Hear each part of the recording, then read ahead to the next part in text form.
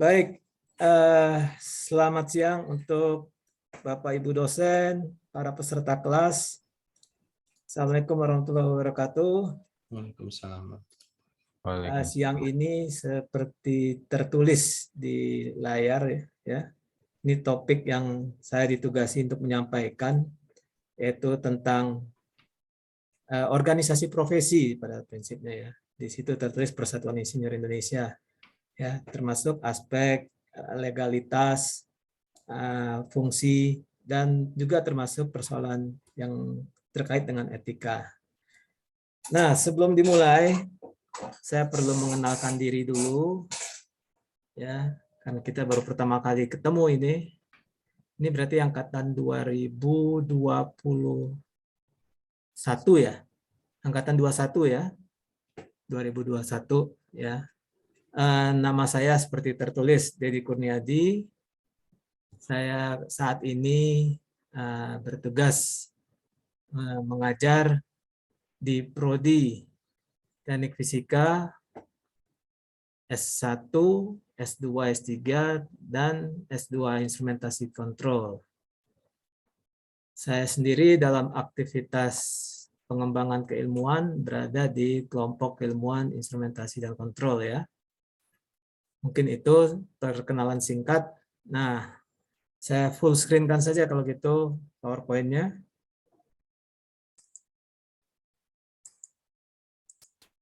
Oke, saya akan menyampaikan terkait dengan insinyur, organisasi keinsinyuran atau profesi keinsinyuran ya, dalam baik itu dalam konsep maupun prakteknya. Nah, di dalam paparan ini silahkan nanti kalau ada hal yang perlu ditanyakan, perlu penjelasan, diinterupsi saja, saya nggak masalah ya. Silakan. Jadi mungkin ada istilah atau sesuatu yang ingin ditanyakan, tidak usah ditunggu nanti setelah selesai semua. Baik, saya akan mulai.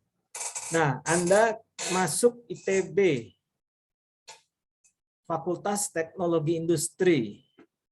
Jadi salah satu fakultas dalam bidang engineering, atau kalau kita sering dengar istilah Faculty of Engineering. Hanya di ITB tidak satu, kalau di tempat lain mungkin ada hanya satu fakultas, fakultas teknik gitu ya. Atau kalau di dalam bahasa Inggrisnya Faculty of Engineering. Nah, ITB ada beberapa fakultas dan sekolah yang dalam bidang tersebut, yaitu FTI salah satunya. Nah, kenapa itu diperlukan? Jadi kita memerlukan SDM yang memahami ya, atau mempunyai pengetahuan yang cukup dan skill, keterampilan dalam bidang kerekayasaan. Nah, sebelum lebih lanjut, terbayang tidak kalau di dunia ini tidak ada insinyur? Coba sehari-hari kita mulai dari bangun, kita megang HP, kita naik kendaraan, atau di rumah juga rumah yang kita tinggali, ya semua ya. Dan kalau kita telusuri, ternyata semua itu adalah karya insinyur. Nah, ini ada sedikit kartun lah ya untuk menggambarkan bagaimana kalau dunia itu tanpa insinyur. Jangan-jangan kita masih begini terus nih seperti di gambar ini ya, karena tidak ada pengembangan, hasil-hasil penelitian yang dilanjutkan menjadi pengembangan, menjadi produk, menjadi sistem, menjadi layanan, prosedur, dan sebagainya. Jadi jangan-jangan kita masih di zaman batu ini. Nah, terbayang tidak kalau memang benar-benar kita tidak ada insinyur di dunia ini. Oleh karena itu, profesi insinyur menjadi profesi yang sangat strategis, ya, baik bagi negara, bagi masyarakat, baik individunya juga tentu. Ya. Nah, dari apa selama ini yang Anda pahami tentang insinyur? Bisa nggak Anda mendefinisikan insinyur itu apa? Memang kalau lihat dari katanya, dari asal katanya, ini kan dalam bahasa Inggris engineer, ya. Tapi asal katanya bukan engine loh ya. Ternyata bukan engine. Saya nggak terlalu ingat, tapi pengertiannya adalah orang meng-create sesuatu gitu ya. Nah, itu insinyur, tapi apapun pengertiannya adalah insinyur sudah menjadi suatu profesi ya yang dalam bidang tentunya kita menyebut kerekayasaan atau keinsinyuran ya. Nah, tapi apa esensinya atau apa pengertian dari insinyur tersebut? Coba kita lihat definisinya ya. Nah, berbagai deskripsi orang coba buat ya pengertian dari insinyur itu. Jadi insinyur di sini misalkan didefinisikan oleh PII adalah seseorang yang melaksanakan profesinya yang mempergunakan atau memanfaatkan pengetahuan matematika dan pengetahuan alam. Nah, cuma harus digarisbawahi ini yang diperoleh dari pendidikan, pengalaman dan pelatihan. Ya. Nah, di sini tidak cukup pendidikan saja, pengalaman juga tidak cukup, hanya pelatihan saja dan atau pengalaman saja, pendidikan juga. Ya. Jadi memanfaatkan pengetahuan tersebut, ya. Jadi intinya itu secara ekonomis mengembangkan sesuatu itu bisa material atau bahan, energi, sumber daya yang berasal dari alam menjadi suatu produk. Menjadi suatu produk. Produk ini bisa berupa barang, bisa berupa nanti juga layanan dan sebagainya. Ya. Untuk apa? Nah, ultimate goal-nya adalah kepentingan manusia untuk kesejahteraan, kenyamanan, kita bisa sebutkan kesehatan juga, dan keselamatan umat manusia. Artinya apa? Benefit buat umat manusia. Yang orang sering sebut untuk kesejahteraan umat manusia. Jadi itulah kenapa HP dibuat, ya supaya orang bisa mudah berkomunikasi sehingga bisa untuk mencapai kenyamanan, kesejahteraan, kesehatan dan keselamatannya ya. Jadi kalau dilihat definisi yang dituliskan oleh PII, didefinisikan oleh PII, PII ini Persatuan Insinyur Indonesia. Nah, coba kita lihat definisi yang dibuat oleh katakanlah di sini oleh ABET. ABET itu suatu badan akreditasi di Amerika, Accreditation Board for Engineering and Technology. Tapi kalau Anda baca kalimatnya itu esensinya sama. Profesi yang menggunakan, memanfaatkan pengetahuan matematik dan natural science ya, yang diperoleh melalui baik pendidikan, pengalaman, praktek, ya, pelatihan dan sebagainya, yang digunakan untuk benefit of mankind di situ ditulis, benefit umat atau untuk kesejahteraan umat manusia. Nah, mudah-mudahan Anda bisa makin jelas ini pengertian insinyur. Jadi kalau mungkin kemarin memilih ITB karena senang bidangnya teknik, bidangnya sains, tapi mungkin profesi sebagai insinyur persisnya mungkin seperti apa masih belum terbayang. Yang tahu mungkin oh insinyur itu bikin bangunan, bikin pesawat terbang, bikin berbagai macam produk. Tapi secara definisi insinyur adalah seperti yang dibahas di sini. Oke ya. Definisi insinyur. Nah, kalau Anda waktu kecil mungkin ditanya, kalau sudah besar mau jadi apa? Mau jadi insinyur kan salah satunya. Tapi kalau banyak mungkin sama menjadi dokter ya. Tapi begitu sudah besar mungkin baru ketemu sebenarnya mau jadi apanya. Apa perannya? Perannya dalam secara singkat kita bisa katakan create the world, ya, yang that never was, yang belum pernah ada, membuat sesuatu yang belum pernah ada, itulah insinyur. Sekarang ada HP, dulu nggak ada, ya. Sekarang komputer, apalagi komputernya makin canggih, makin advance, dulu nggak ada komputer. Jadi kalau Anda bayangkan, mungkin nggak usah jauh-jauh, waktu saya kuliah belum ada yang namanya HP, belum ada yang namanya laptop, komputernya masih sebesar ruangan kelas mungkin ya, tapi kapasitasnya kecil, ya. Kemudian kecepatan pemrosesannya rendah sekali dan sebagainya. Nah, jadi bagaimana insinyur itu selalu mencari sesuatu yang baru atau menemukan atau membuat sesuatu yang baru. Nah, itu yang membedakan juga dengan saintis, ilmuwan. Kalau ilmuwan tuntutannya adalah mendeskripsikan fenomena atau di sini disebutkan discover the world, menemukan dunia that exists yang memang sudah ada.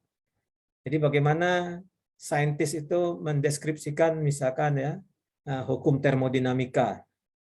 Bagaimana mendeskripsikan fenomena perpindahan kalor, fenomena besaran listrik atau arus listrik, tegangan listrik dan sebagainya. Itu saintis. Tapi bagaimana memanfaatkan pemahaman terhadap sains tersebut untuk meng-create sesuatu, nah itu insinyur. Nah, tentu bukan berarti yang satu lebih baik dari yang lain ya. Jadi disinilah harusnya kerjasamanya sangat dibutuhkan. Seorang insinyur butuh support dari saintis untuk basic keilmuannya, sedangkan seorang saintis apa yang dihasilkan itulah yang dimanfaatkan oleh para engineers ya. Jadi demikian peran keinsinyuran, tadi definisi. Nah, sambil jalan kalau ada yang mau ditanyakan, mangga silakan. Atau diinterupsi ya, atau punya pendapat lain juga silakan. Nah, lalu bagaimana seseorang itu bisa mencapai ya, apa yang dituntut dari seorang insinyur? Tadi insinyur tadi kita definisikan ya memanfaatkan matematik and natural science untuk create the world katanya ya, meng-create sesuatu ya untuk kesejahteraan umat manusia. Nah, di sini ada 11 poin ya yang kita adopsi ya, dari kriteria yang dibuat oleh ABET. ABET tadi Accreditation Board ya, suatu badan akreditasi dalam bidang engineering dan teknologi yang ditetapkan ini atau digunakan sebagai capaian pembelajaran seseorang dalam menempuh pendidikan di bidang kerekayasaan atau keinsinyuran. Nah, kita di Fakultas Teknologi Industri ini, Fakultas FTI ya, kita berada di dalam bidang kerekayasaan atau keinsinyuran. Oleh karena itu, program-program studi yang ada di FTI secara umum, ya, tentunya setiap bidang nanti punya kekhususan ya. Secara umum menetapkan kurikulumnya untuk mencapai 11 kriteria ini. Ya. Ini sebagai rujukan nantinya dalam pendidikan keinsinyuran tentunya. Ya. Nah, dengan menetapkan 11 disebut capaian pembelajaran atau outcome ini, walaupun saat ini ABET sendiri merevisi menjadi lebih baik, redaksionalnya menjadi 7 poin, tapi esensinya sama apa yang ada saat ini. Ini sebelumnya ya ada 11 poin, sekarang menjadi 7 poin, tapi semua poin penting yang ada di 11 ini juga ada di dalam 7. Hanya redaksionalnya saja yang sedikit berubah. Ya. Nah, ini adalah yang disebut capaian pembelajaran karena tadi kan insinyur itu menggunakan pengetahuan matematik dan natural science ya yang diperoleh melalui pendidikan untuk bidang keinsinyuran. Nah, ini 11 poin sasaran ini adalah yang ditetapkan di kurikulum agar Anda nanti lulus diharapkan mencapai 11 sasaran pembelajaran ini atau capaian pembelajaran ini. Jadi misalkan Anda nanti waktu lulus diharapkan memang punya kemampuan, di sini dituliskan misalnya nomor 1 ya, ability to apply, menerapkan knowledge of mathematics, science, and engineering. Tentu sesuai bidangnya masing-masing ya, yang di teknik kimia, yang terkait dengan bidang ke teknik kimianya, di teknik industri, terkait dengan bidang ke teknik industriannya ya, di teknik fisika juga. Tapi secara umum, tentu ABET harus membuat secara generik, sehingga dituliskan an ability to apply, kemampuan untuk menggunakan atau mengaplikasikan pengetahuan matematik, science, and engineering. Ya.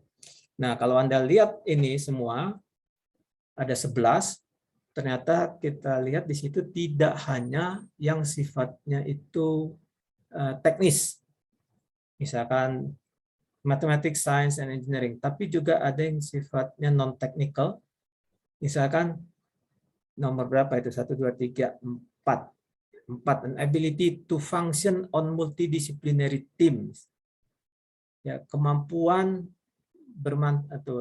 kemampuan untuk berfungsi pada suatu tim multidisiplin. Nah, jadi karena apa? Dalam profesi nanti kita atau Anda tidak akan mungkin bekerja sendiri. Jadi biasanya dalam proyek-proyek kerekayasaan itu memang harus dikerjakan dengan tim multidisiplin. Ada ahli A, ahli B, ahli C, dan seterusnya.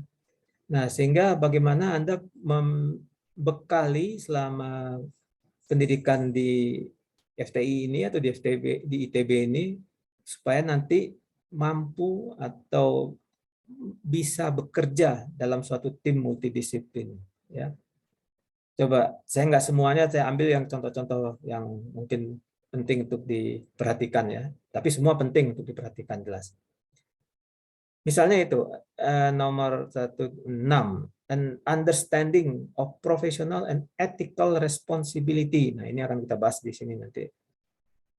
Jadi memahami profesionalitas dan tanggung jawab etika ya. Nah, jadi tidak hanya yang sifatnya teknikal, yang teknikal mungkin kalau Anda lihat di sini ada nomor 1, knowledge of mathematics, science, and engineering. Nomor 2, kemampuan to design and conduct experiment, ya, dan juga termasuk analisis dan interpretasi datanya, ya. Ability to design a system, komponen, dan seterusnya, ya. Jadi ternyata tidak hanya teknikal, tapi yang non teknikal juga. Nah, Anda harus juga mulai melatih diri. Nah, untuk itu ITB kami di sini mencoba memfasilitasinya. Jadi misalnya dalam kuliah PRD ini nanti kan Anda mengerjakan semacam project ya. Itu dalam grup, bukan individual, bukan tugas individual. Kenapa grup? Supaya Anda juga mulai berlatih bagaimana bekerja dalam satu grup, dalam satu tim itu ya. Sehingga terbiasa dan bisa beradaptasi dengan semua anggota tim yang ada di situ dalam mengerjakan suatu pekerjaan. Ya. Nah, satu contoh lagi lah saya sampaikan. Ini misalnya yang nomor 7, kemampuan and ability to communicate effectively. Mampu untuk berkomunikasi secara efektif. Komunikasi baik lisan, tulisan, dan sebagainya ya. Jadi penting seorang insinyur itu mampu berkomunikasi dengan baik.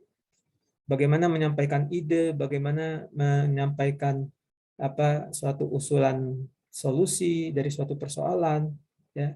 Bagaimana menjelaskan idenya, rancangannya, dan sebagainya, ya. Nah, itu kan harus dijelaskan baik secara lisan, tulisan, ya, atau misalkan dalam bentuk presentasi, dalam bentuk laporan, dan sebagainya. Nah, itu yang akan Anda jalani ya untuk membekali Anda. Baik, sampai di sini definisi insinyur dan rujukan insinyur itu harus seperti apa. Jadi dimulai dari pada saat Anda lulus, Anda diharapkan sudah memiliki kemampuan yang diperoleh melalui pendidikan seperti 11 poin ini ya.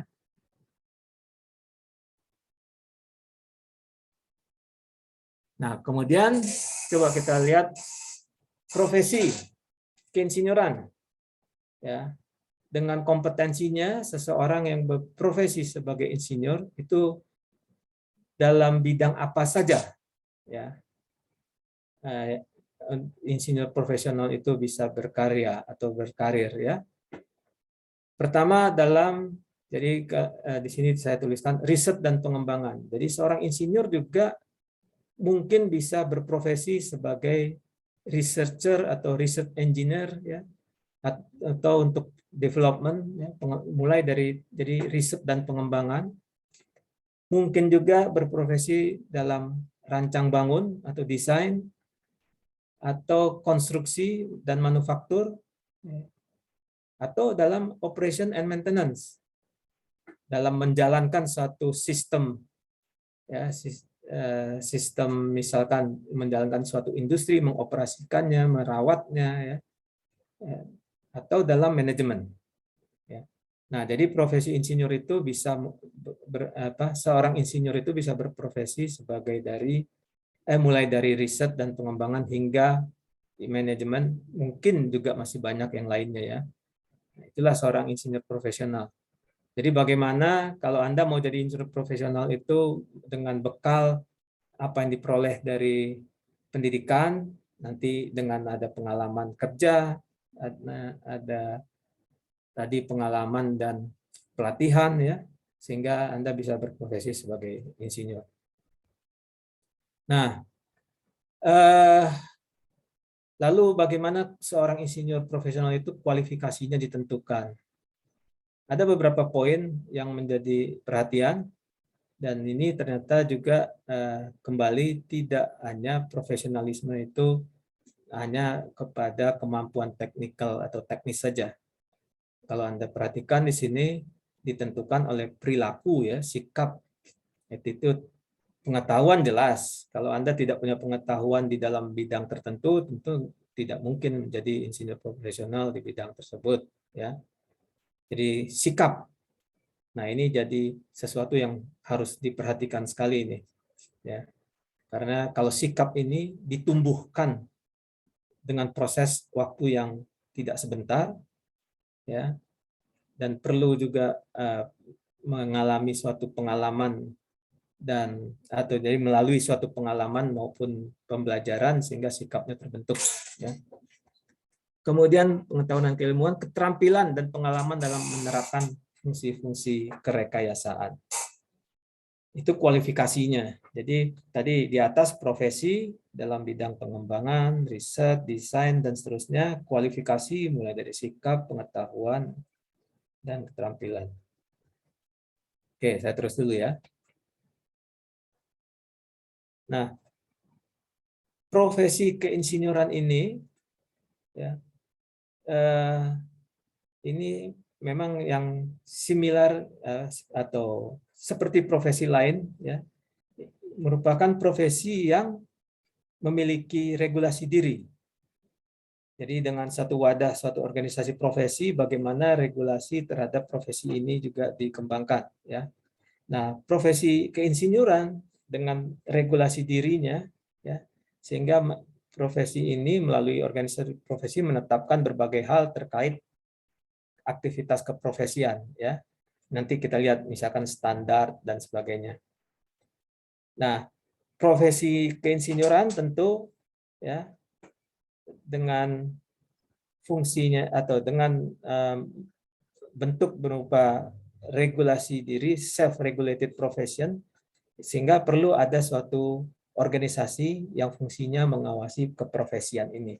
Nah, kita kenal dengan organisasi profesi karena dibutuhkan organisasi profesi itu untuk misalnya menyusun standar praktis, standar profesi, standar kompetensi, ya, standar teknis atau standar teknologi, hingga panduan etik atau kode etik. Jadi kalau Anda perhatikan di sini, profesi keinsinyuran tersebut memiliki organisasi keprofesian. Kalau insinyur tentu organisasi profesi keinsinyuran yang tugasnya ya menyusun panduan standar praktis profesi atau kompetensi. Jadi misalnya untuk satu kualifikasi kompetensinya harus seperti apa di situ disusun. Standar teknis untuk realisasi keprofesiannya dalam menghasilkan karya, misalkan membuat satu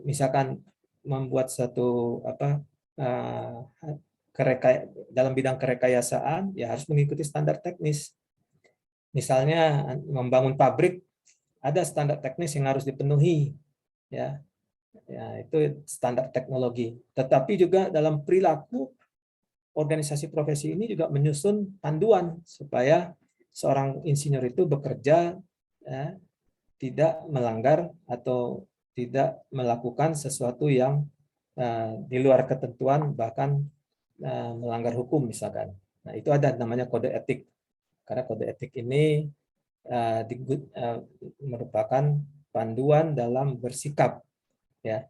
Kalau panduan dalam technical, ya tentunya standar teknis, ya, kemampuan teknis dengan mengikuti standar teknis. Baik, profesi keinsinyuran. Oke ya. Nah, organisasi profesi keinsinyuran. Jadi masih umum ini ya. Jadi diperlukanlah organisasi yang mewadahi para insinyur dalam menjalankan fungsinya. Nah, keanggotaannya dari mana saja? Tentu dari berbagai bidang di mana profesi keinsinyuran itu dimanfaatkan atau di mana profesi insinyur itu bekerja atau berkontribusi, ya. Tentu sangat luas sekali. Ya, jadi nanti Anda juga kalau lulus kesempatan berkarya itu juga tempatnya sangat luas, sangat banyak, ya. Di sini hanya sedikit contoh yang disampaikan, misalkan bekerja di industri, di engineering company atau perusahaan kerekayasaan atau konsultan, kontraktor, dan mungkin juga di lembaga penelitian, ya, atau di perguruan tinggi seperti kami ini, ya mungkin ada sebagian dari Anda nanti tetap tinggal di ITB mau jadi dosen mungkin, ya, dengan dosen dalam bidang kerekayasaan, atau di lembaga pemerintah birokrasi, ya. Nah, karena di lembaga pemerintah pun juga membutuhkan keahlian dalam bidang profesi keinsinyuran. Misalnya Kementerian Pekerjaan Umum, Kementerian Industri, dan rasanya semua kementerian, ya. Pasti ada. Di semua lembaga pemerintah itu kemungkinan keahlian dalam bidang kerekayasaan itu diperlukan. Karena lembaga pemerintah kan tugasnya adalah menjalankan organisasi kepemerintahan, ya. Ya, tentu salah satunya dalam proses misalkan pembangunan, bagaimana mengawasi pembangunan, membuat rencana pembangunan dan sebagainya. Oke, itu dari mana keanggotaan organisasi profesi itu berasal. Nah, berikut adalah contoh-contoh organisasi profesi yang ada di berbagai negara. Jadi rasanya boleh dikatakan semua negara itu pasti punya organisasi profesi keinsinyuran. Indonesia kita kenal PII, ya, Persatuan Insinyur Indonesia. Tapi negara lain juga punya. Misalkan Amerika itu mereka namakannya National Society of Professional Engineers. Malaysia, Singapura, Jepang, Korea, semua pasti ada. Karena organisasi profesi inilah yang mewadahi para profesional dalam bidang kerekayasaan, ya. Tadi fungsinya sudah kita lihat apa saja. Ada pertanyaan nggak? Atau komentar? Atau ada pendapat sendiri? Mungkin Pak ini ada yang nitip pertanyaan nih di kolom chat. Ya.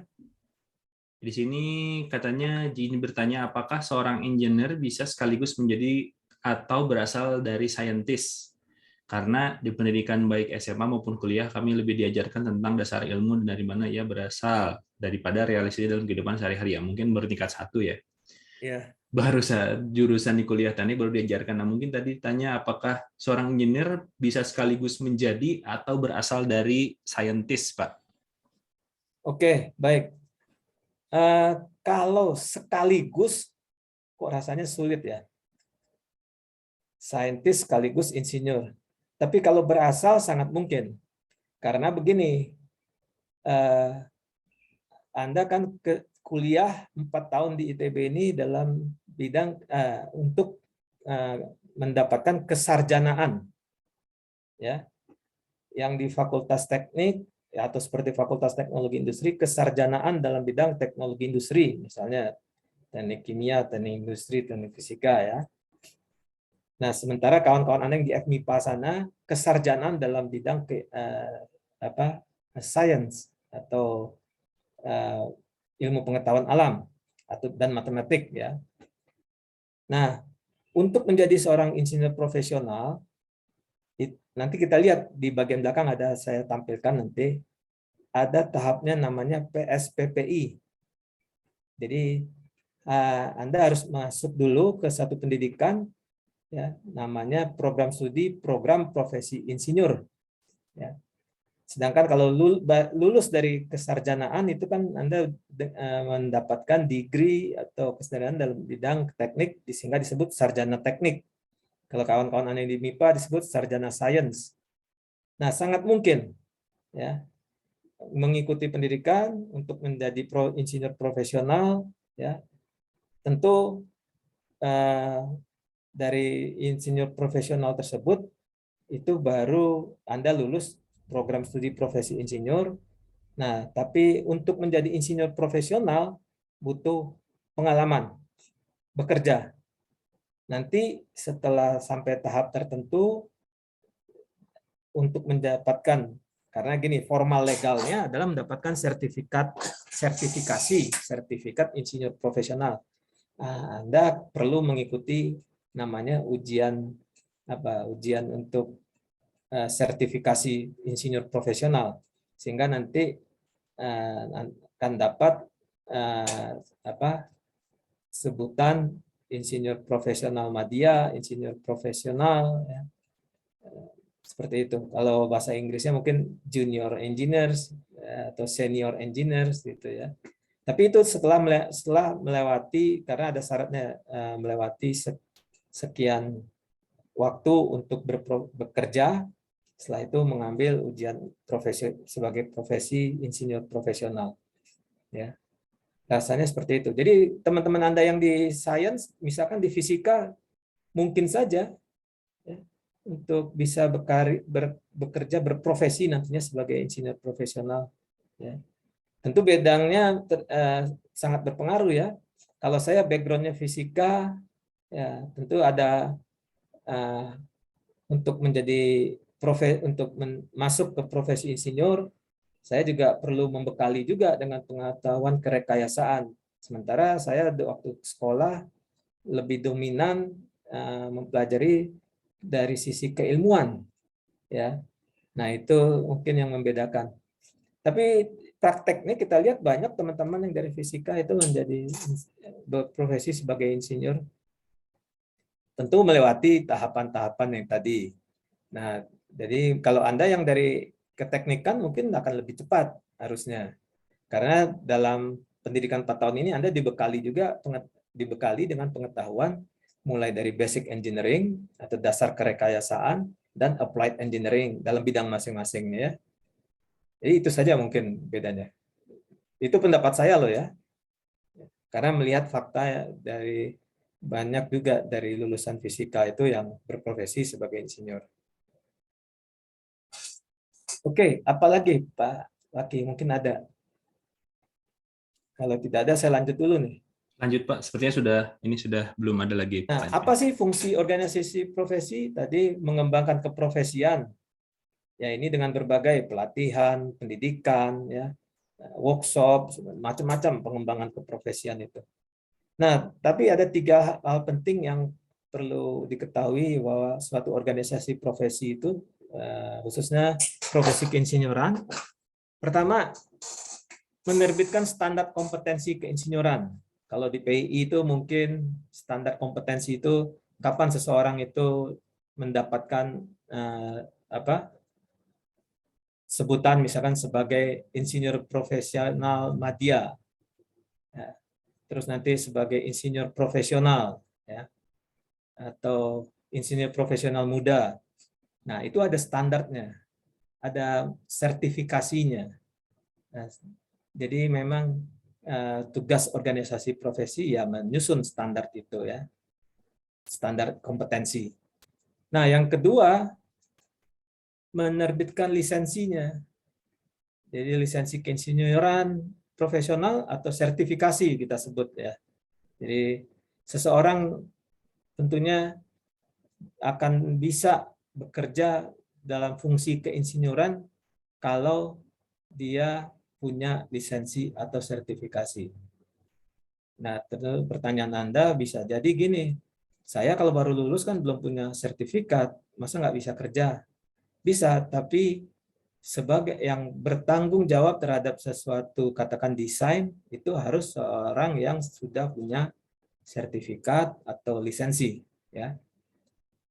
Jadi kalau kita lihat desain-desain kerekayasaan itu, entah desain misalkan membuat pabrik, membuat bangunan, membuat infrastruktur, itu harusnya para insinyur yang sudah certified, bersertifikasi. Dia bisa saja memimpin tim yang di dalamnya ada yang belum memiliki lisensi, tapi kan di bawah tanggung jawab dia. Itu yang terjadi ya. Nah, fungsi berikutnya adalah menetapkan standar etika profesi. Karena etika dalam berprofesi, insinyur juga perlu dijaga dengan mengacu kepada suatu standar etika.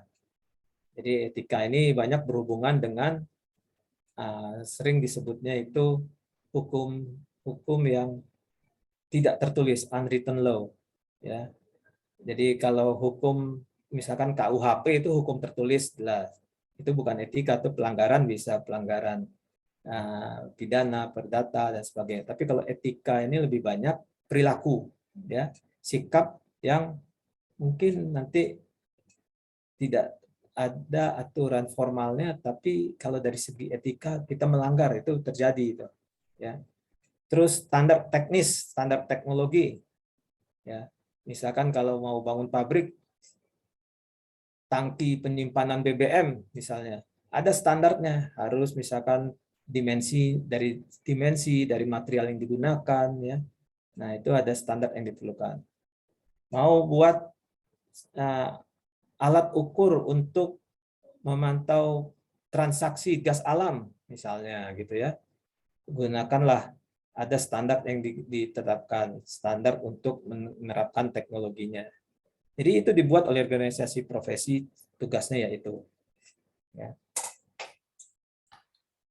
Oke, nah saya khusus dalam etika ini. Kalau tadi sudah ya, standar kompetensi sudah dijelaskan, itu perumusan kemampuan yang harus dimiliki seorang insinyur untuk melakukan tugas pekerjaan keinsinyuran didasari atas pengetahuan, keterampilan, dan sikap. Lisensi atau sertifikasi ini adalah suatu pengakuan tertulis atas penguasaan suatu keahlian atau kompetensi. Ya, tentu melalui suatu uji kompetensi, ujian lah ya. Nah, kalau etika bagaimana? Nah, jadi kita lihat dulu latar belakangnya. Insinyur ini merupakan profesi yang pengaruhnya itu sangat tinggi terhadap kualitas hidup manusia.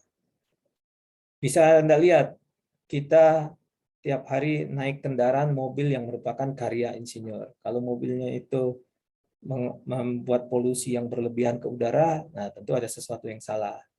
Kita bekerja, beraktivitas di bangunan yang dibangun oleh hasil kerekayasaan, ya, karya dalam bidang kerekayasaan. Suatu kerekayasaan yaitu berupa bangunan yang layak, nyaman, dan sebagainya. Jadi karya seorang insinyur itu ya bisa kita katakan berpengaruh langsung terhadap kualitas hidup manusia. Ya. Kita sekarang dengan adanya gadget, HP, banyak hal yang berubah, ya, sehingga berpengaruh terhadap kualitas hidup manusia. Nah, oleh karena itu, insinyur itu dituntut harus memiliki standar yang tinggi dalam kejujuran dan integritas. Nanti kita lihat ada contoh di mana terjadi apa yang disebut dengan dilema moral, ya. Karena apa? Karena jasa yang diberikan seorang insinyur itu memerlukan kejujuran. Ya, pasti seorang insinyur itu harus jujur. Nggak boleh misalkan dalam desain dia memanipulasi angka di situ misalkan, nggak jujur. Karena untuk mendapatkan keuntungan misalnya. Makanya dari sekarang, ya, jangan juga sekali-sekali Anda mencoba misalnya nih yang sederhana, memanipulasi data praktikum misalnya, supaya bentuk kurva grafiknya bagus, angkanya diubah-ubah. Nah, itu udah nggak jujur itu. Ya. Satu, memerlukan kejujuran. Yang kedua, seorang insinyur itu tidak boleh memihak. Memihaknya kepada ilmu pengetahuan. Tidak boleh memihak, impartiality. Ya. Kemudian juga seorang insinyur itu harus adil. fairness and equity. Ya. Nah, kemudian pekerjaan yang dilakukan, ya, sadar dan tidak sadar itu harus didedikasikan pada kesejahteraan manusia. Ya, apa itu? Yaitu kesejahteraan, keamanan, dan kesehatan. Ya. Jadi harus juga melihat faktor apakah ini akan mengganggu kesehatan, public health, ya. Misalkan membuat bangunan atau membuat pabrik yang berdampak pada kesehatan dengan tingkat kebisingan yang tinggi, polusi yang tinggi dan sebagainya misalnya, ya. Safety dan kesejahteraan, ya. Nah, dengan latar belakang ini, ya, karena jasa seorang insinyur itu memerlukan poin-poin ini, kejujuran, tidak memihak dan seterusnya, maka insinyur itu harus bekerja dalam standar perilaku profesional yang mengacu kepada etika profesi. Jadi etika profesi dibuat untuk panduan bagi para insinyur itu bekerja. Nah, PII sebagai organisasi profesi tentu juga memiliki, ya, panduannya. Nah, itu yang dikenal dengan kode etik profesi. Tapi kalau kita lihat itu tidak hanya insinyur, ya. Kita juga sering dengar IDI, Ikatan Dokter Indonesia, juga sering itu ada berita tentang dokter yang melanggar kode etik kedokteran, misalnya, ya, terjadi seperti itu. Demikian juga organisasi profesi lainnya.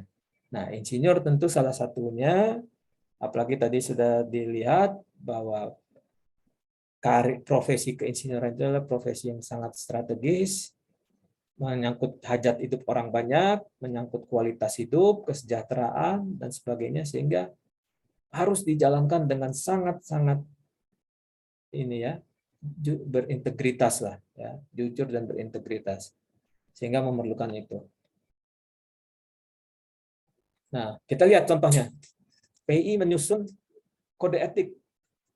Kode etik ini adalah panduan, ya.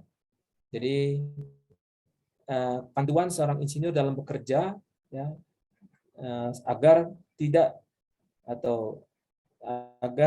melanggar atau tidak melakukan sesuatu yang tidak benar. Jadi untuk menjaga integritas dan ini, ya, moral, ya. Nah, ada dua kelompok dalam kode etik ini, dalam panduan ini, ya, yang kalau disebut di sini pertama prinsip dasar atau catukarsa, ya, yang kedua nanti adalah tuntunan sikap. Nah, kalau Anda lihat berbagai macam kode etik insinyur, termasuk di kode etik profesi lain, biasanya terdiri dari dua kelompok panduan ini. Pertama, prinsip dasar. Prinsip dasarnya jelas, ya. Di sini kalau Anda baca ada 4 poin. Berbudi luhur, terus menggunakan pengetahuan untuk kesejahteraan, bekerja sungguh-sungguh, ya, terus selalu meningkatkan kompetensi dan martabat berdasarkan keahlian. Nah, ini kan sesuatu hal yang sangat mendasar dalam moral, ya. Jadi ini yang perlu Anda mulai tanamkan dari sekarang, bagaimana melatih diri sehingga bisa memenuhi prinsip dasar ini. Oke, apa sih yang dimaksud keluhuran budi? Ya, apa yang dimaksud atau bagaimana menggunakan pengetahuan ini untuk kesejahteraan umat manusia? Karena dengan pengetahuan Anda nanti Anda bisa melakukan sesuatu yang kalau tidak dijaga, melakukan sesuatu yang justru bukan untuk kesejahteraan manusia, tapi bisa jadi kebalikannya, ya. Nah, ini prinsip dasar, ya, atau caturkarsa. Sedangkan tuntunan sikapnya, nah, ada 7. Jadi di sini ada 7 poin. Kita coba lihat satu-satu, ya. Pertama, mengutamakan keselamatan, kesehatan, dan kesejahteraan. Jadi apapun pekerjaan kerekayasaan yang dilakukan, entah itu membangun jalan, infrastruktur, membangun bangunan, ya, membuat pabrik, membuat produk, mobil, handphone, motor, dan sebagainya, itu harus ditujukan untuk pertama, ya, dengan mengutamakan keselamatan, kesehatan, dan kesejahteraan. Nah, kemudian bekerja sesuai dengan kompetensi. Jadi kalau Anda bekerja, tentu kompetensi ini tadi ya bukan tidak hanya hasil dari sekolah, dari kuliah, tapi juga kompetensi itu adalah yang dibangun dari pendidikan, pelatihan, pengalaman, dan sebagainya ya. Nah, kalau kita tidak kompeten, ya sebaiknya kita tidak mengerjakan kerja tersebut. Bisa terbayang nggak kalau misalkan membangun pabrik ini misalkan petrokimia, tapi yang bangun Anda background-nya apa? Inilah ekonomi gitu misalkan. Tapi bekerja untuk di bidang kerekayasaannya ya nggak kena lah ya. Pengertiannya seperti itu ya. Jadi berdasarkan pendidikan, pengalaman, dan pelatihan yang saya dapat, saya harusnya di bidang A, ya saya mengerjakan sesuatu yang terkait dengan bidang A. Kemudian seorang insinyur juga harus atau bisa menyatakan pendapat atau menyatakan pendapat yang bisa dipertanggungjawabkan. Apalagi kalau menyampaikan pendapat untuk publik, ya kemudian tidak bisa dipertanggungjawabkan, nah itu melanggar etika berarti. Nah, yang juga mungkin banyak kita temui ini adalah adanya konflik of interest. Bagaimana seorang insinyur itu harus bisa menghindar dari adanya kepentingan dalam tugas atau konflik of interest ya. Nah, ini banyak terjadi kalau seseorang itu tidak punya atau mengabaikan panduan dari etika ini. Jadi misalnya dengan adanya suap dan sebagainya atau kepentingan tertentu dia mau mengorbankan pekerjaan ya yang dia kerjakan sehingga terjadi ada konflik of interest di situ.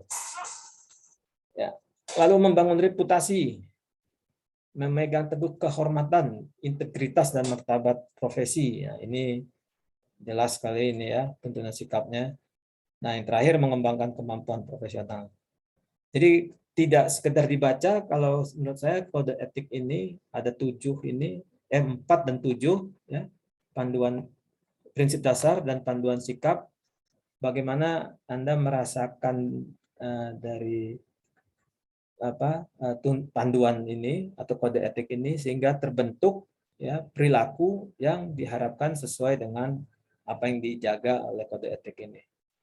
Nah, ini perlu Anda melatih diri dalam sikap sehari-hari gitu ya. Dalam bekerja, dalam belajar ya, sehingga dengan seperti itu mudah-mudahan Anda bisa terjaga nantinya dalam berprofesi dalam lingkup yang tidak melanggar etika. Nah, saya berikan contoh. Ini contoh sering digunakan di berbagai tempat dalam pembahasan etika. Sederhana sebetulnya masalahnya ya. Tapi yang terjadi adalah konflik of interest atau sering disebut moral dilema.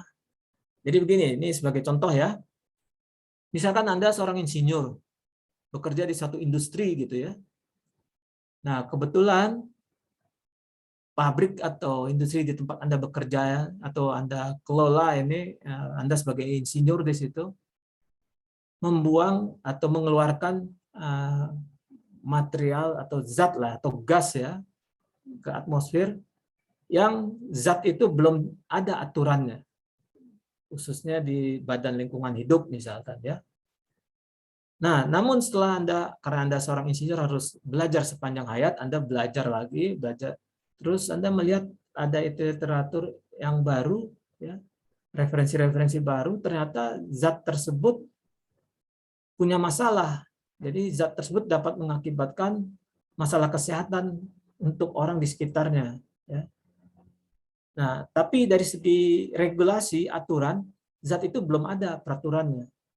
Sehingga kalau si industri ini atau pabrik ini melepas zat tersebut dibuang ke atmosfer misalkan, atau kalau yang cair ke sungai, tidak ada peraturan yang dilanggar. Tapi dari sisi lain, Anda memahami kalau itu zat ini berbahaya misalnya. Nah, ada yang bisa ngasih pendapat nggak? Apa yang harus dilakukan kalau Anda tugas sebagai insinyur di situ? Silakan kalau ada yang mau punya komentar.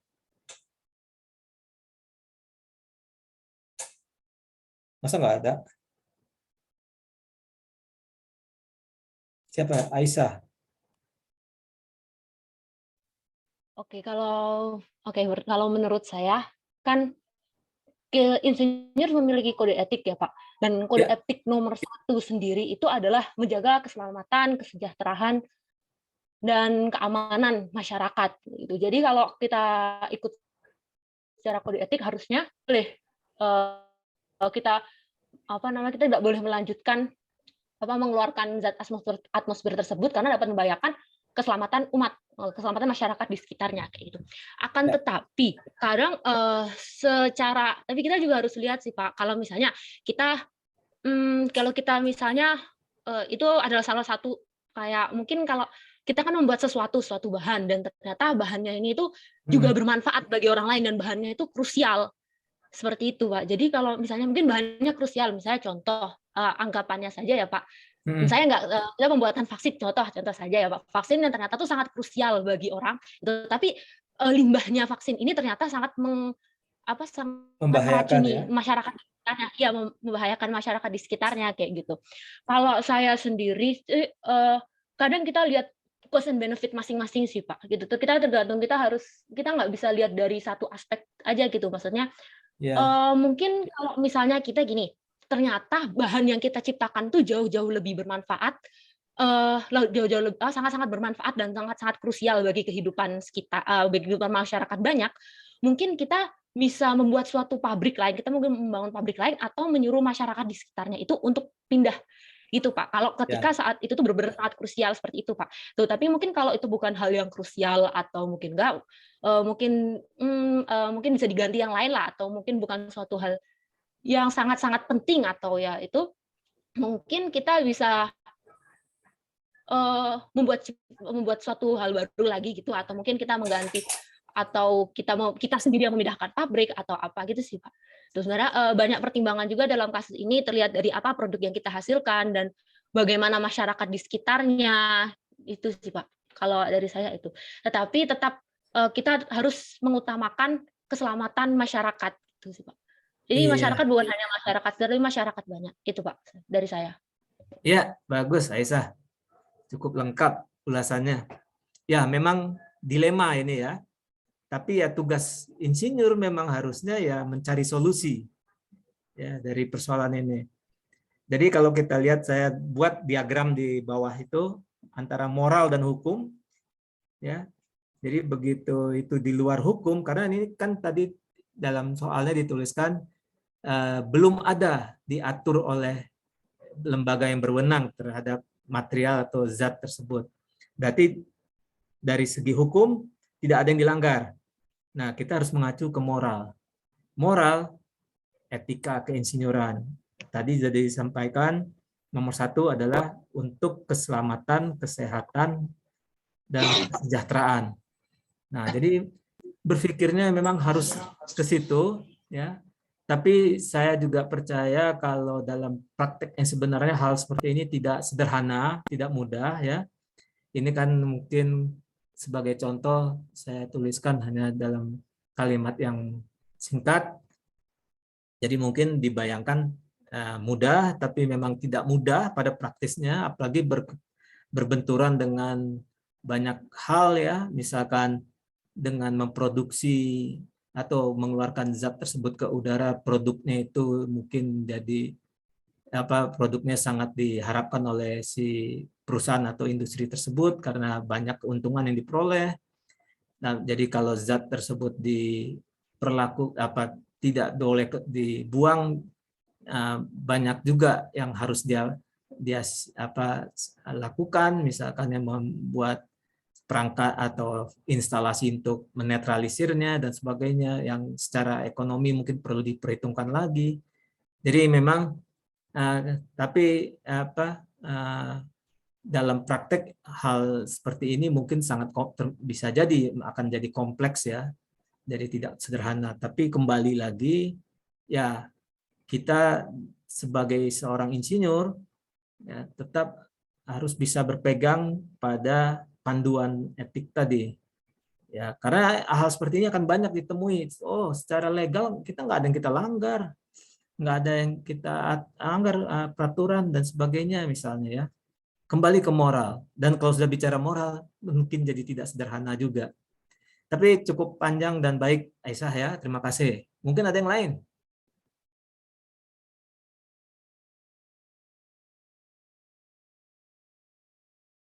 Di chat itu ada 2. Siapa itu? Oh, oke. Baik, kalau tidak ada, saya lanjut saja ya. Jadi ini contoh moral dilema seperti ini akan termasuk yang banyak akan dihadapi nanti ya. Nah, sekarang kita bicara organisasi profesi yang ada di Indonesia. Di Indonesia mungkin yang boleh dikatakan menonjol yang ada ya Persatuan Insinyur Indonesia ya, walaupun sebetulnya mungkin saja ada organisasi yang lain tapi tidak muncul ke permukaan karena bisa jadi ada juga yang mau membuat, karena organisasi profesi itu bisa dibentuk oleh orang-orang yang seprofesi ya. Nah, tapi kita sudah kenal di Indonesia itu adalah Persatuan Insinyur Indonesia atau PII ya. Nah, itu organisasi yang seperti apa PII ya? Bagaimana PII itu berfungsi untuk keprofesian keinsinyuran di Indonesia? Kita lihat pertama sejarah. Jadi sudah cukup lama, PII ini sudah 70 tahun kira-kira, 1952 ya. Dan memang ya didominasi oleh alumni ITB ya, insinyur ITB ya. Pertama didirikan oleh Insinyur Juanda dan Roseno. Ini kalau nggak salah beliau-beliau ini adalah dari teknik sipil. Memang keteknikan kerekayasan di Indonesia tumbuh awalnya itu adalah dalam bidang infrastruktur, oleh karena itu teknik sipil ya, karena kebutuhan untuk membangun infrastruktur saat itu. Teknik sipil, kemudian mungkin kalau nggak salah juga tahu berapa itu teknik kimia termasuk yang juga sudah lama ya. Nah, ini sejarahnya ya. Tapi saya pikir ini untuk pengetahuan saja sejarah dari Persatuan Insinyur Indonesia atau PII ya, itu didirikan pendirinya ya. Saya yakin Anda mungkin nama itu pernah sedikit banyak pernah dengar lah ya, Insinyur Juanda dan Insinyur Roseno ini. Ini para insinyur yang pernah menduduki atau mengurusi profesi ini sebagai ketua umum. Nah, ini juga kalau dilihat dominan alumni ITB, ya wajar lah ya. ITB kan pendidikan tinggi teknik yang pertama. Ya, kita juga sebagai pendidikan tinggi teknik sudah hampir 102 tahun. Kalau dihitung sejak 1920. Saya pikir Anda lihat kalau dari nama-nama ini mungkin ada sebagian yang dikenal ya. Atau pernah mendengar paling tidak gitu ya. Ketua umum dari tahun 52 hingga 2018. Kemudian ini yang sebelah kanan ketua umum yang saat ini, walaupun di situ tertulis 2018 hingga 2021 ketua umum dan wakil ketua umumnya, tapi saya lihat di situsnya sampai hari ini sepertinya beliau berdua ini masih bertugas ya. Nah, beliau ini dalam menjalankan organisasi profesi PII menawarkan program, ada 5 poin di bawah ini, di samping yang kiri ini ya. Tentunya nomor 1 itu melaksanakan undang-undang keinsinyuran ya. Itu adalah undang-undang yang relatif baru 2014 yang disahkan oleh DPR tentang keinsinyuran, sehingga salah satunya itu adalah terkait dengan partisipasi perguruan tinggi dalam pendidikan profesi ya keinsinyuran. Nah, kemudian nomor 2 katanya itu mengisi kemitraan dengan perguruan tinggi, industri, pemerintah, ya, meningkatkan profesionalisme, melakukan tata kelola organisasi yang modern, berbasis IT dan akuntabel, ya, memperkuat marwah ruh PII di seluruh Indonesia. Tapi terus terang mungkin detailnya saya juga nggak terlalu paham apa capaian yang sudah mereka lakukan. Ya, mungkin perlu dicari juga informasinya bagaimana program-program yang ditawarkan ini sudah dijalankan. Karena sekarang sudah 2022 ini. Nah, standar keinsinyuran yang perlu Anda pahami ini. Kalau kita lihat dari bawah, ST, itu pada saat Anda lulus secara akademik nanti. Jadi Anda kuliah 4 tahun, 8 semester, lulus, Anda diberi label sarjana teknik. Ya. Jadi sistem pendidikan kita sekarang ini kan, sarjana teknik. Nah, Anda akan bisa menjadi insinyur harus mengikuti program yang namanya PSPPI, yaitu mengikuti pendidikan pada program studi PS, program profesi insinyur. Jadi ya, agak susah juga nih menyebutkannya ya. PSPPI, program studi, program profesi insinyur. Ya.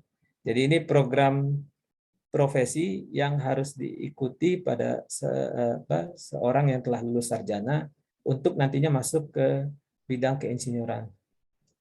Ini mungkin kalau saya analogikan, nggak tahu salah atau benar ini ya, seperti kawan-kawan Anda yang di farmasi, mereka begitu lulus sarjana, mereka ambil program studi apoteker, yaitu program profesi ya, lulus sehingga nanti mereka diberi, kalau nggak salah, sebagai apoteker gitu.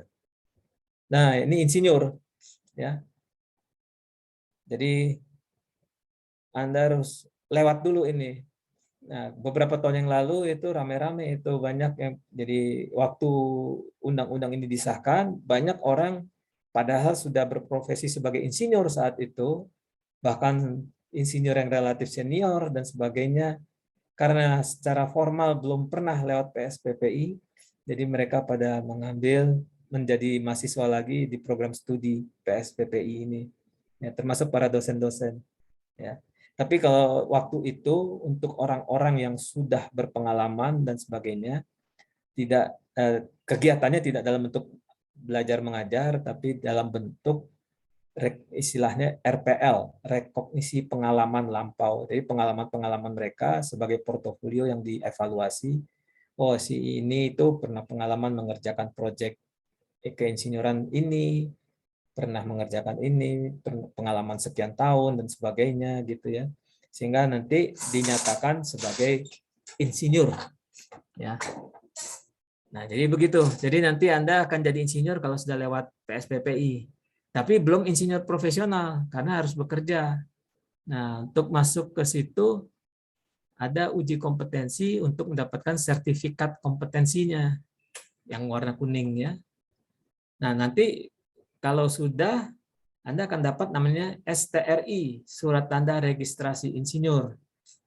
Nah, ini ada masa berlakunya tapi sampai nanti suatu saat ya Anda harus PKB istilahnya ya. Ini kok kayak nama partai. PKB, pengembangan keprofesian berkelanjutan. Jadi memperpanjang surat tanda registrasinya.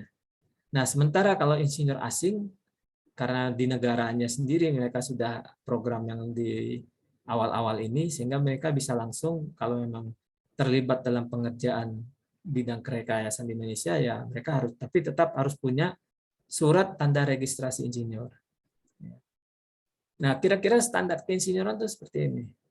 Jadi tentunya ini ada piramida terbalik ini menyatakan praktek keinsinyuran ya, makin tinggi tentunya makin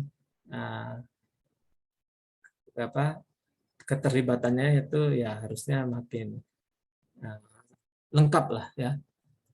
Sedangkan kalau baru lulus mungkin Anda mulai dari awal dan sebagainya sampai bisa mengikuti uji kompetensi. Ini standar keinsinyuran menurut Undang-Undang Keinsinyuran. Nanti mungkin kita lihat lebih detailnya ya. Nah, di dalam organisasi PI ya, PI ini mencakup bidang apa saja, ternyata sangat luas ya, sehingga dibentuklah untuk fokus di masing-masing bidang yaitu apa yang disebut Badan Kejuruan BK. Nah, tapi kalau dilihat di sini mungkin bidang-bidangnya ini masih mungkin berkembang lagi gitu ya. Karena dulu juga berkembang dari tidak ada menjadi ada, ya tidak serentak juga, ada yang belakangan dan sebagainya. Nah, jadi BK ini adalah Badan Kejuruan Sipil, Badan Kejuruan Mesin. Yang ada di FTI tentunya ini Badan Kejuruan Industri, Teknik Industri. Kemudian mana lagi? Badan Kejuruan, oh ini Teknik Fisika, ya. Mungkin juga Teknik Material, ya karena ini ada salah satu bidang yang ditekuni di FTI juga ya. Jadi lulusan di bidang ini mungkin saja nanti masuk dalam di PI di Badan Kejuruan ini. Perminyakan, metalurgi, tambang, kehutanan, kimia. Nah, di sini disebutnya Badan Kejuruan Kimia, tapi teman-teman teknik kimia ada di sini semua, ada di sini ya. Masuk kelompok di sini. Oke, jadi intinya Badan Kejuruan ini yang mengelola kelompok keilmuan di organisasi PI ini ya. Nah, bagaimana PI bentuk? Tentu selalu organisasi sebagai organisasi ya harus bisa menetapkan visi dan mendefinisikan juga misinya. Tapi yang jelas PI itu adalah organisasi non pemerintah dan non profit. Ya. Non pemerintah artinya ini organisasi yang bukan bagian dari organisasi pemerintahan, yang jelas ya. Non profit artinya tidak menghasilkan profit atau keuntungan finansial ya. Jadi kegiatan-kegiatannya memang perlu anggaran, perlu dana, tapi bukan untuk mendapatkan keuntungan ya. Nah, jadi PI sebagai organisasi, jadi disebutnya organisasi profesi, visinya di sini menjadi pendorong katanya untuk kemandirian, pengembangan kompetensi ya, yang berbasis iptek. Misinya menjadikan, misi ini kan tugas ya kalau misi, kalau visi itu ingin menjadi apa. Misinya, tugasnya menjadikan insinyur Indonesia kalau mau lengkapnya ini ya, yang berdaya saing, memberi nilai tambah yang tinggi bagi kesejahteraan dan kemakmuran bangsa. Nah, ini visi misi dari organisasi profesi PII. Nah, kita lihat sekarang lebih detail tentang undang-undang. Tentu kalau mempelajari suatu undang-undang, biasanya belajar bab-bab dan pasal-pasal, tapi mungkin bukan mungkin di sini saya hanya ingin menampilkan kira-kira seperti apa sih undang-undang yang dibuat tentang keinsinyuran. Kalau dilihat Indonesia ini relatif terlambat ya, karena kita baru punya undang-undang keinsinyuran itu 2014. Padahal proyek pembangunan di Indonesia ini sejak zaman sebelum merdeka ya. Ya banyak, misalkan infrastruktur ya waktu itu mungkin masih pemerintah Hindia Belanda, tapi setelah tahun 45 ya pembangunan kan waktu mulai bisa melakukan pembangunan kan difokuskan dulu pembangunan infrastruktur ya, seperti jalan, jembatan dan sebagainya ya. Nah, disitulah banyak peran alumni ITB juga itu. Nah, ternyata baru ada undang-undang keinsinyuran itu tahun 2014 ya. Memang sekitar tahun-tahun ini cukup ramai ini, sebelum tahun 2014 ini dibicarakan ya dengan cara juga mempelajari bagaimana yang ada di negara lain ya, dan sebagainya. Nah, undang-undangnya sendiri kalau kita lihat ada 15 bab, 56 pasal, tentu nggak mungkin kita kaji satu pasal per pasal, bab per bab ya. Tapi tadi visi misinya PI Anda sudah lihat. Nah, sekarang bagaimana undang-undang ini juga secara umum perlu dilihat. Nah, ini yang tugas PI yang ditetapkan di undang-undang ini. Jadi bagaimana proses seorang dari sarjana teknik menjadi insinyur bersertifikat dan pengembangan profesi yang berkelanjutannya ya. Nah, ini ada logo PII ini untuk menyatakan tugas PII ya yang panah-panah ini.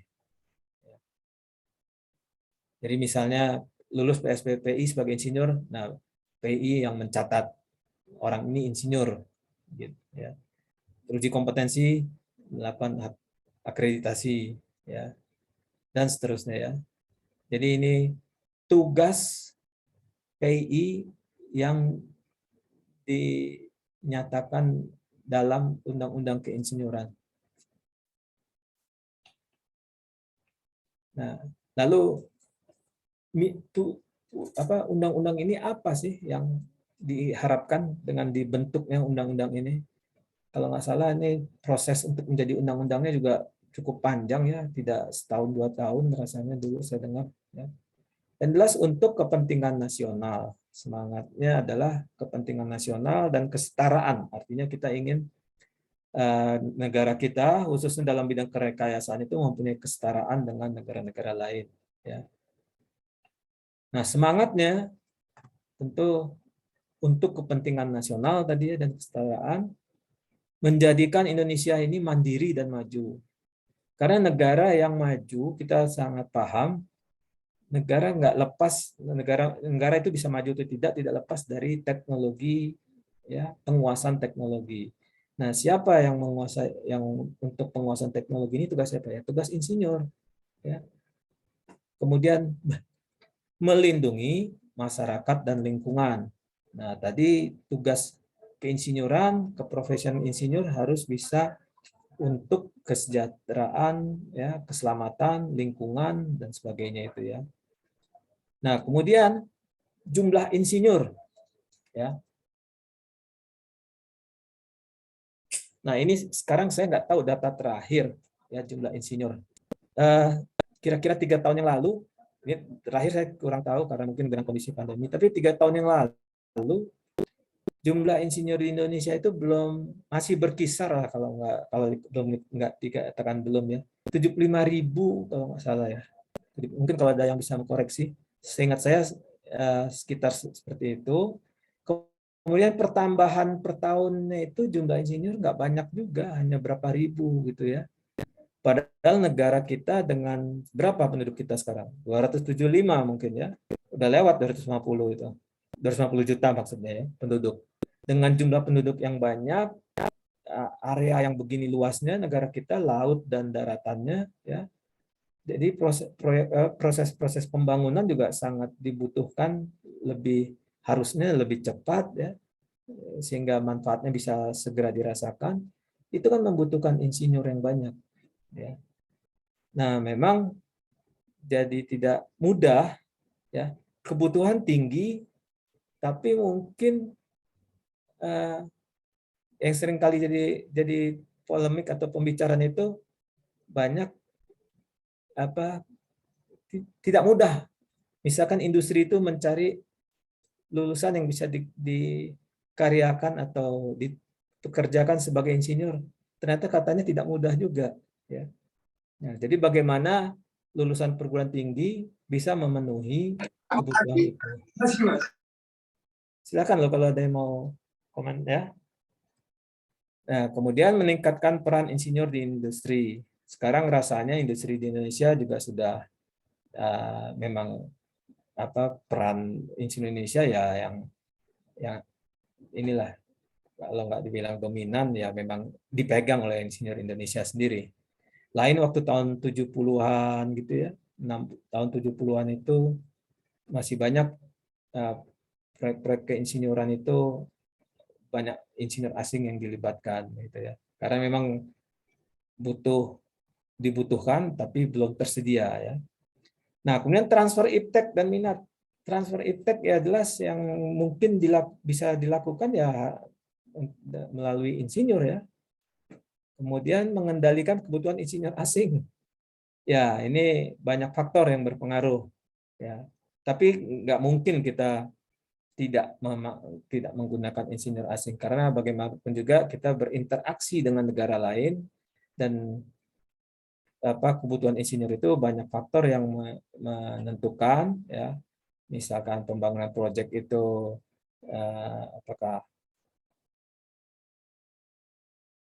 teknologinya dikembangkan di negara lain atau di Indonesia. Kalau di negara lain berarti kita mau nggak mau juga pasti melibatkan insinyur dari negara tersebut. Ya. Kemudian semangatnya adalah Indonesia ingin lepas dari middle income trap, perangkap pendapatan menengah ini. Jadi ingin naik ke negara dengan pendapatan yang lebih tinggi. Ya. Nah, itu semangat dari keinsinyuran ini, karena dengan keinsinyuran yang lebih berdaya guna gitu, ya pembangunan industri, pembangunan infrastruktur dan sebagainya harusnya bisa lebih untuk meningkatkan kesejahteraan, dalam arti meningkat lepas dari middle income trap ini ya. Mendorong pengetahuan, pemutakhiran pengetahuan. Ya, pemutakhiran pengetahuan ini ya memang insinyur tugasnya ya. Jadi semangatnya itu ya. Semangat undang-undang keinsinyuran ini. Ya, ada berapa poin, mungkin bisa lebih nanti dielaborasi lagi atau lebih ditambahkan lagi ya. Tapi perlu Anda juga, kalau memang ada waktu dan bisa ya silakan juga dibaca-baca juga itu undang-undang keinsinyuran itu seperti apa sih isinya. Ya, ini kan bisa Anda peroleh juga dengan googling ya, di Google, di download ya, ini terbuka kok untuk publik. Nah, bagaimana pengaturan di dalamnya? Jadi mengenai contoh di sini adalah mengenai cakupan keinsinyuran, mencakup bidang ya bidangnya ini mulai dari pendidikan, pelatihan. Oleh karena itu di perguruan tinggi juga diinginkan ya merupakan salah satu bidang ya kan, pendidikan salah satu bidang dalam insinyur profesional.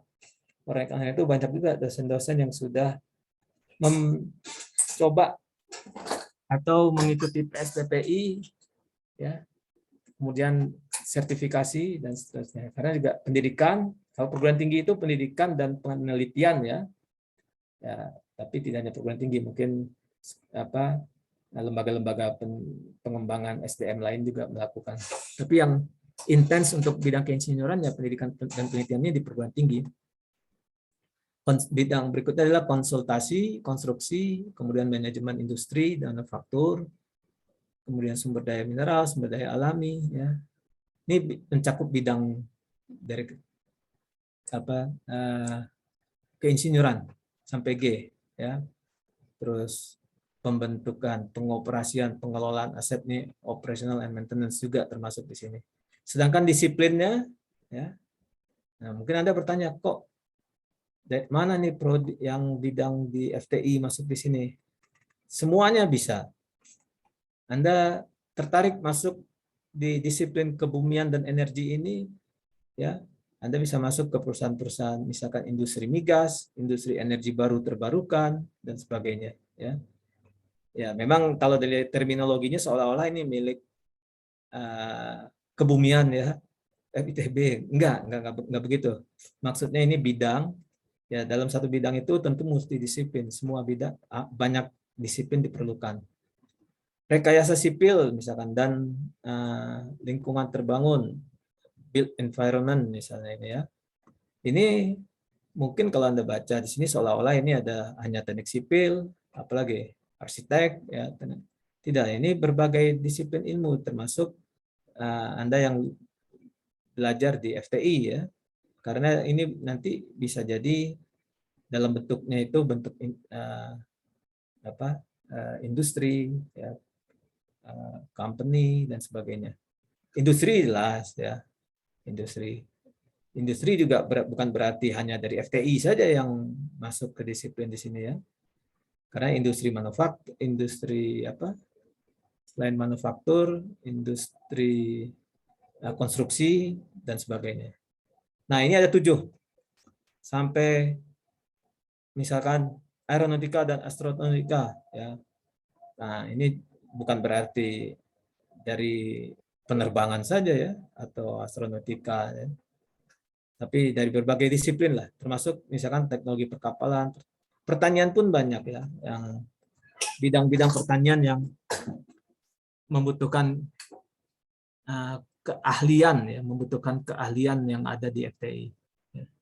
Itu dari disiplin, dari ini bidang, ya ini cakupannya, ya, cakupan dari keinsinyuran. Tadi sudah ini ya, cakupan dalam disiplin teknik, ya. Saya juga nggak terlalu paham kenapa di undang-undang itu dalam 7 poin ini, ya. Karena ini biasanya kalau menentukan nama-nama ini selalu jadi perdebatan yang tidak ada habis-habisnya ya.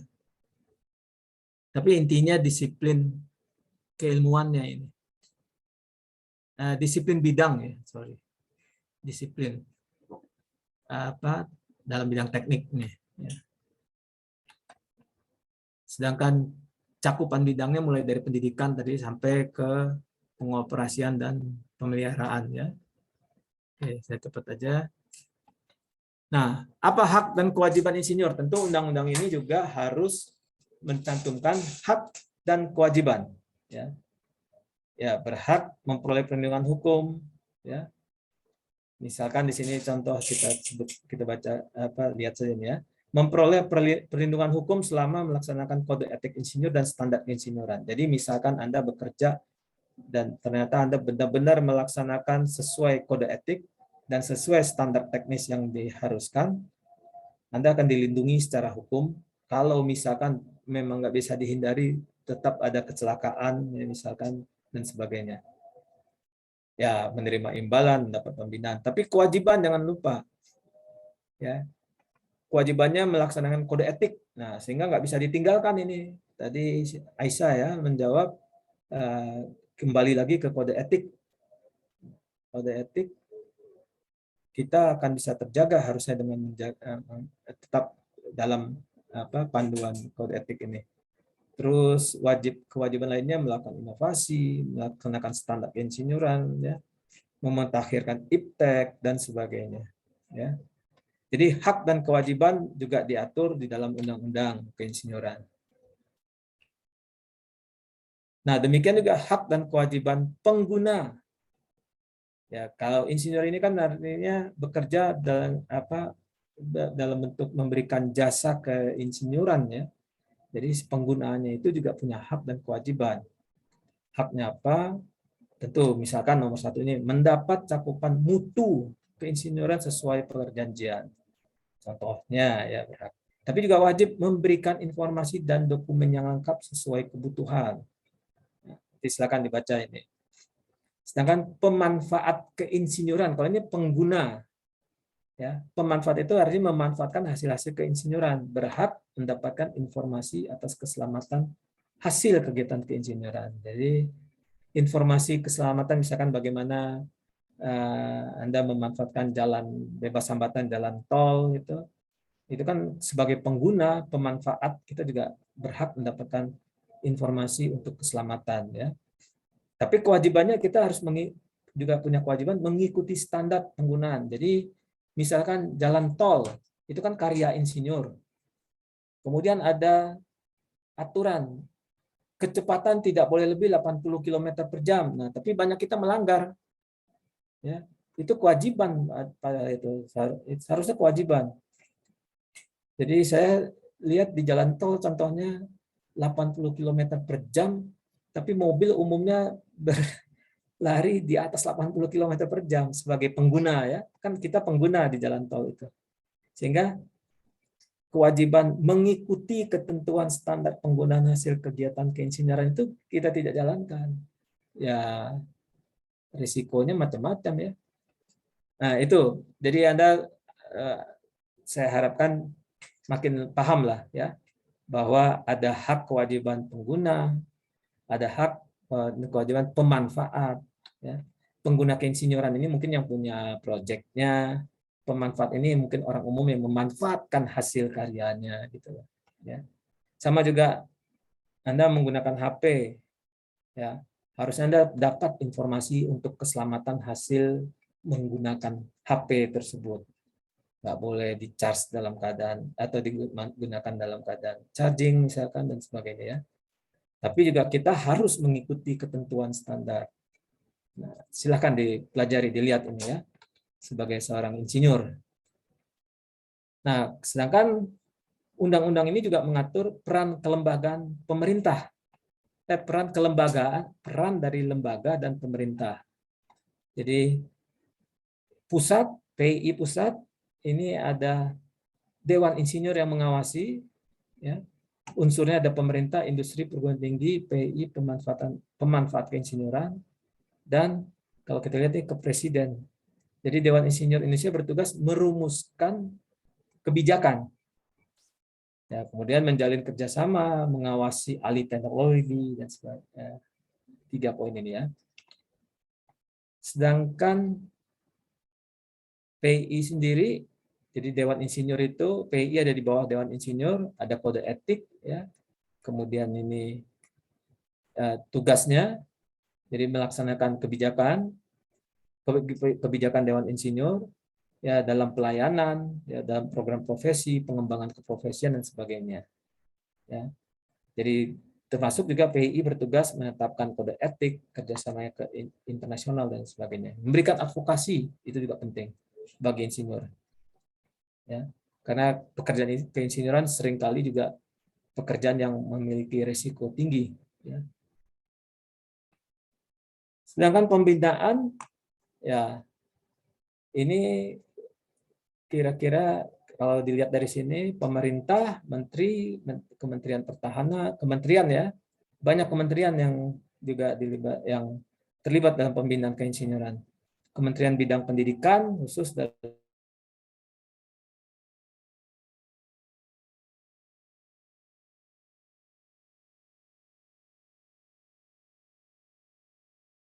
dalam selain seperti Kementerian Pendidikan ya.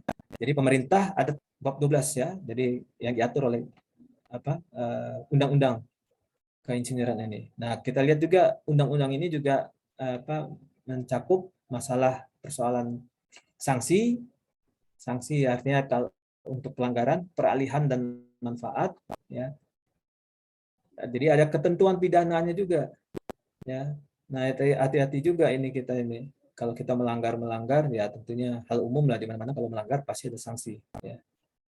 Insinyur atau insinyur asing yang dalam melaksanakan tugas tidak memenuhi standar. Jadi kalau tidak memenuhi standar sehingga mengakibatkan kecelakaan, apalagi sampai hilangnya nyawa orang, itu akan ada sanksi pidananya. Nah, ini diatur di undang-undang. Jadi kalau Anda sebagai insinyur ya mendesain pabrik, terus Anda nggak ngikuti standar, terus pabriknya meledak.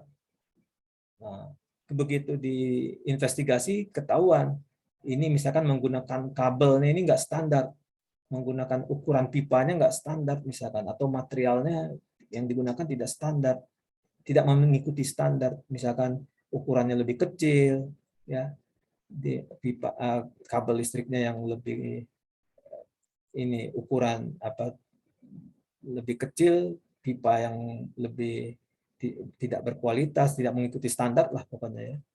Misalkan diinvestigasi itu ditemukan, ya udah risikonya pidana. Ya. Jadi banyak kaitannya, konflik of interest ya, masalah keprofesian masalah standar teknis, masalah keuangan ya. Nah, itu kalau kita ditemukan tidak memenuhi standar keinsinyuran ya risiko. Kemudian bagi bukan insinyur melakukan praktek keinsinyuran, Anda tidak punya otoritas atau hak untuk melakukannya kalau Anda bukan certified engineer. Jadi bisa jadi pidana lagi.